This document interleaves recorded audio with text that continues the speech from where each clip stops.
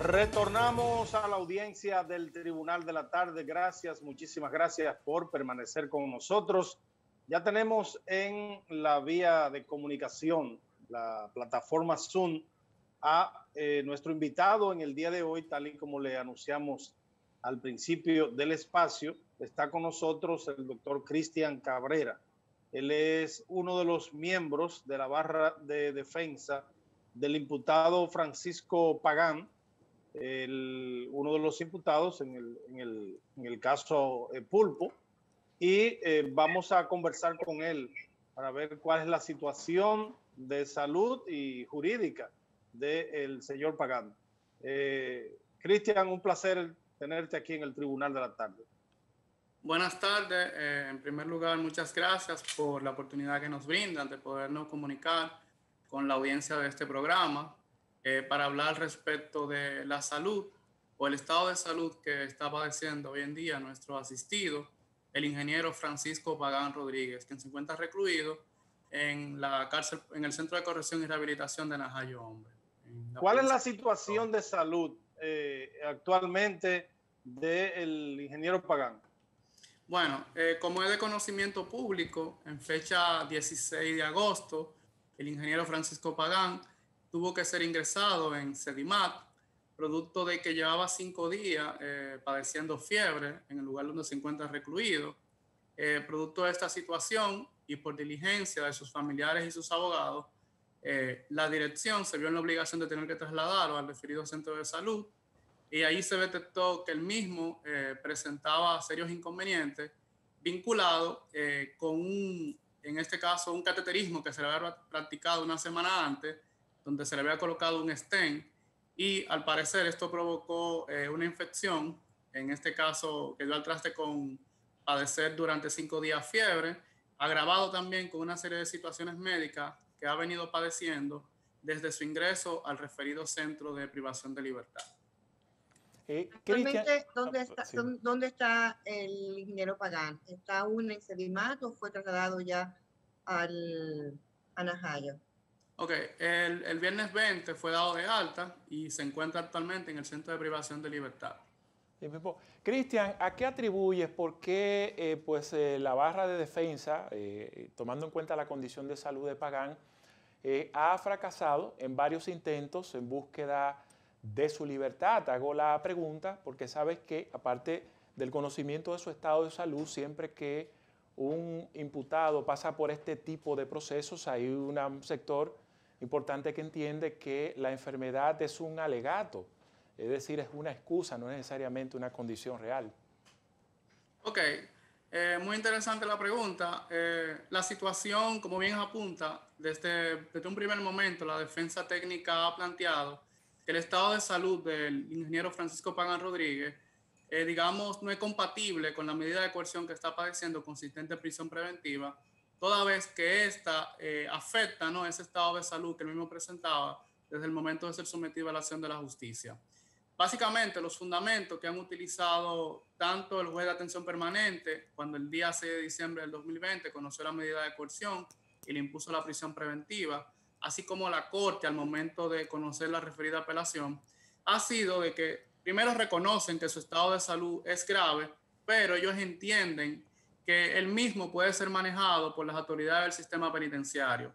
Sin embargo, con el paso del tiempo hemos demostrado en las diferentes revisiones que se han conocido que las autoridades del sistema penitenciario realmente no cuentan con la logística necesaria, primero para tratar al interno los diferentes quebrantos de salud que éste ha presentado, y tampoco han sido efectivos para trasladarlo a los diferentes centros médicos, tanto para practicar el estudio que han sido recomendados por sus médicos, como para tratar algunas eventualidades que se han presentado.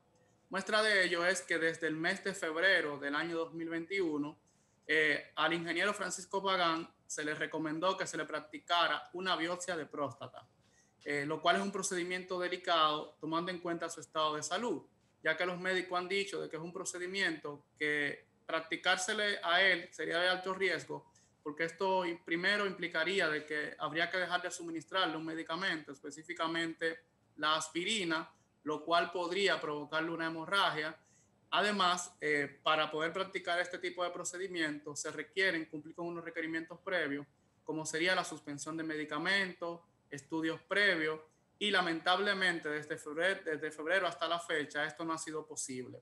Inclusive, ajá. Sí, te concluye.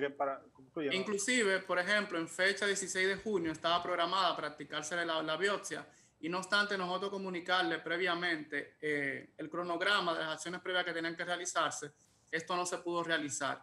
E intentaron llevarlo al médico a practicarle la biopsia a sabiendas de que esto no era posible. Lo cual evidentemente que el ingeniero se negó porque sabía que no se habían cumplido con las indicaciones que previamente había ordenado su médico. Desde el primer momento, Cristian, que se tomó la decisión de enviar a prisión preventiva a el señor Pagán, conjuntamente con los demás implicados en este caso de corrupción que se le imputa, hubo una información días después de estar en la cárcel de Najayo de que el señor Pagán habría sufrido un infarto, que hubo que trasladarlo. Creo que en esa ocasión hablaron del hospital Juan Pablo Pina, pero que después no se comprobó que fue cierto. ¿Qué fue lo que pasó? Y si pudiera entonces el Ministerio Público y las autoridades del penal estar pues confundido con toda esta situación que se presentó alrededor del ingeniero Pagán. Ok, con relación al evento que usted menciona, ciertamente, justamente en el mes de febrero, el ingeniero Francisco Pagán sufrió un accidente cerebrovascular isquémico transitorio, lo cual fue diagnosticado por las autoridades del Hospital Juan Pablo Pina, lugar donde fue llevado de emergencia. Resulta que luego de ser tratado en el Hospital Juan Pablo Pina, el ingeniero fue trasladado a Sedimat. En ese momento, cuando se le hacen los estudios, como era un accidente cerebrovascular isquémico y transitorio, ¿verdad? En ese momento ya no existían hallazgos. Pero en modo alguno quiere significar esto que no existió, porque repito, la junta médica que le trató en el Hospital Pina sí lo diagnosticó con ese accidente cardiovascular, pero era isquémico y era transitorio. Y eso no dejó rastros, por lo menos de sonografía, de estudios que se le hicieran en ese momento. Los estudios posteriores no registran rastro, pero sí los estudios que se le hicieron al momento de ser ingresado al hospital Pina. Sí, eso es lo que digo. O sea, si no hubo evidencia en la parte médica del hospital Juan Pablo Pina, porque, ok, una cosa es que ellos digan que pasó y otra es que los especialistas de Sedimat, que es un centro mucho más reconocido, con mayor reputación de un hospital público, que entonces no existiese ese hallazgo. O sea, deben tener la evidencia, el expertise de los primeros médicos que le trataron. Sí, claro que sí, esa evidencia existe y de hecho el traslado del ingeniero Pagán se hizo conjuntamente con el informe que remitió a la Junta Médica del Hospital Juan Pablo Pina, lo cual sirvió de base para recomendar el traslado inmediato al hospital de Sedimat, porque ellos no contaban con los equipos necesarios para poder hacer frente a cualquier agravamiento de dicha situación al momento de recibirlo. Sí me gustaría aclarar lo siguiente, y es parte de la pregunta inicial que se hacía, de por qué, aún con el estado de salud que padece el ingeniero Francisco Pagán, por qué los jueces, digamos, han rechazado la solicitud de variación de medida de coerción. En primer lugar, ha sido sobre la base de una errónea aplicación de la norma, ya que ellos sostienen, repito, aun cuando reconocen de que su estado de salud es de gravedad por varios, digamos, padecimientos que tiene, ellos entienden que la ley exige que esa gravedad incluya también que se trate de una persona con una enfermedad grave en etapa terminal, lo cual es una apreciación incorrecta de la norma, ya que lo que sí debe de tomar en cuenta un tribunal al momento de evaluar una solicitud de una persona en estas condiciones es si realmente el sistema tiene los medios o los mecanismos para dar respuesta ante cualquier eventualidad. Y eso, como dije anteriormente, hemos demostrado de que no ha sido posible. Y muestra de ello es el último internamiento, donde la causa principal justamente fue una persona con 5 días de fiebre. Sin embargo, en el centro no hubo logística ni siquiera para poder diagnosticar o para poder tratar este tipo de padecimiento, lo cual provocó su ingreso a dicho centro de salud. Además están los antecedentes, un cateterismo que se le practicó a principios del mes de agosto y todavía está pendiente la biopsia de próstata, la cual no se ha realizado justamente por la falta de logística y por el riesgo que esto implica para la vida del ingeniero Francisco Pagán Rodríguez, lo cual ha sido corroborado por sus médicos que no recomiendan que se practique una biopsia en las condiciones en las cuales él se encuentra en dicho centro de salud. Sí. Doctor Cabrera, ¿cuáles son ahora los próximos pasos dentro del marco jurídico para ustedes lograr, o qué tipo de evidencias nuevas pudieran ustedes presentar para tener como resultado un cambio en la medida de coerción?